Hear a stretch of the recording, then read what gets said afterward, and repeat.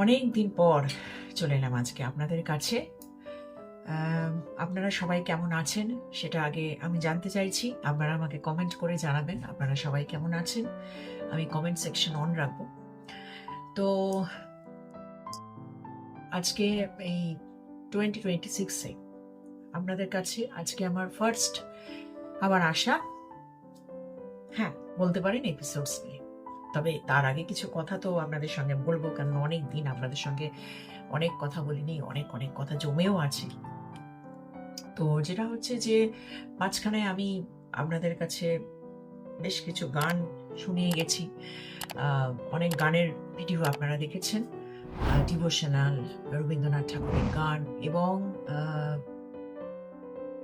আপনাদের কাছ থেকে আমি অ্যাজ ইউজুয়াল অনেক অনেক কমেন্ট পেয়েছি, এবং সেই কমেন্টগুলো পেয়ে আমি আনন্দে আপ্লুত। এত ভালো লেগেছে যে আমি যতবারই আপনাদের কমেন্ট নিয়ে আপনাদের কাছে বলি ততবারই যেন মনে হয় অনেক অনেক কম বলা হচ্ছে। মানে এটা কিভাবে যে আমি আমার আনন্দ, এই যে অনুভূতিটা আপনাদের কাছে যে আমি প্রকাশ করব বা শেয়ার করব আপনাদের সঙ্গে, সেটা আমি ঠিক বুঝতে পারি না।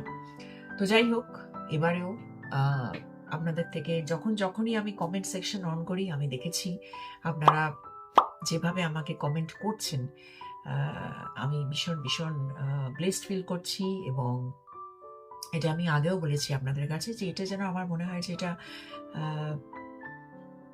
গডস ব্লেসিংস আমার কাছে। আপনারা যে আমাকে কমেন্ট করছেন, আপনারা যে আমাকে কতভাবে কত রকমভাবে আপনাদের যে অনুভূতির কথাগুলো লেখেন, তো সেটা আমার এত এত ভালো লাগে যে আপনাদের আমি বলে বোঝাতে পারবো না। তো যাই হোক,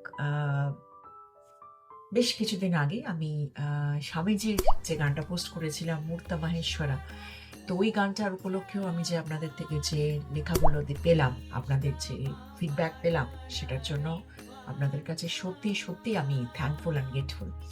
এবং আপনাদের সবাইকে, স্পেশালি যারা আমার গুরুজন, তাদের আমি এই বছরের প্রথম দিকে যেহেতু আপনাদের সঙ্গে আমার দেখা হয়েছে, অনেকদিন দেখা হয়নি, সবাইকে আমার প্রণাম জানাচ্ছি এবং ছোটদের জানাচ্ছি অনেক অনেক ভালোবাসা।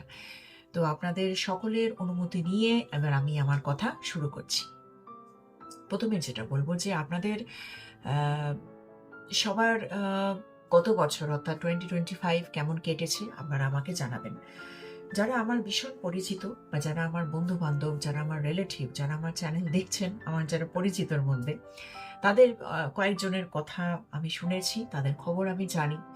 অনেকেরই ভীষণ ভালো সময় কেটেছে, নানান ফেস্টিভ্যাল, নানা সেরিমনি, কারোর বাড়িতে ম্যারেজ সেরিমনি, কারোর বাড়িতে তাদের চিলড্রেনের নানা রকমের ভালো রেজাল্ট হয়েছে, সেসব নিয়ে তারা সেলিব্রেট করেছে। কেউ বেড়াতে গেছে, কেউ নতুন বাড়ি কিনেছে, কেউ নতুন গাড়ি কিনেছে, সেসব খবরও পেয়েছি। আবার অনেকের আছে তাদের লাইফ, তারা নানা রকমের কঠিন পরিস্থিতির মধ্য দিয়ে যাচ্ছে, নানান রকম চিন্তা ভাবনার মধ্য দিয়ে যাচ্ছে। কেউ কারোর আপনজন কেউ হারিয়েছেন, সেরকমও আমার চেনাশোনার মধ্যে আমি দেখলাম। তো এই সব মিলিয়ে মিশিয়েই আমাদের লাইফ আমরা অতিবাহিত করে চলেছি। এবং এই বছরেও আমরা সবসময় একটা আশায় থাকি যে সারা বছর যেন সকলের খুব ভালো কাটে, কিন্তু তবুও তারই মধ্যে সারা দিন বা সারা বছর, প্রতিটা দিন তো একভাবে কাটে না, তার আপস অ্যান্ড ডাউনস লেগেই থাকে। ভালো খারাপ নিয়েই হচ্ছে লাইফ, ভালো খারাপ নিয়েই হচ্ছে আমাদের সময় এবং আমাদের অ্যাজ ওয়েল অ্যাজ এই বছর। এই যে ধরুন সোশ্যাল মিডিয়া অর্থাৎ এই ফেসবুক বলুন, ইনস্টাগ্রাম বলুন, ইউটিউব বলুন, তো আমরা এই যে জিনিসগুলো আমরা দেখছি প্রতিদিন, এবং এখান থেকে আমরা অনেক কিছু জিনিস জানতে পারছি, অনেক কিছু শিখছি, এবং অনেক কিছু আমাদের লাইফেও আমরা কাজে লাগাচ্ছি। আমরা চেষ্টা করছি যে চলার পথে আমরা সেখান থেকে কিছু শিখে সেগুলোকে আমরা লাইফে ইমপ্লিমেন্ট করতে পারছি কিনা, মানে যেগুলো শেখার মতন জিনিস। তো এই সোশ্যাল মিডিয়াতে আমি বেশ কিছুদিন আগে দেখছিলাম ফেসবুকে যে একজন, সে খুব ওয়েল নোন একজন আছেন, যিনি তার একটা প্রফেশন, সিঙ্গার ধরুন, ড্যান্সার ধরুন, তো তিনি তার নানান রকম তার পার্সোনাল লাইফের নানান প্রবলেম তিনি শেয়ার করছেন ফেসবুকে।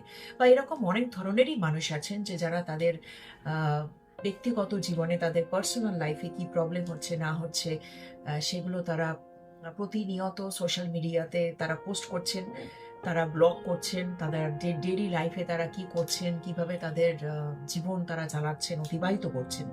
তো সবকিছু, সেটা গুড টাইম হোক, ব্যাড টাইম হোক, সবকিছুই তারা শেয়ার করছেন। এবং আমি একটা জিনিস দেখলাম যে যখন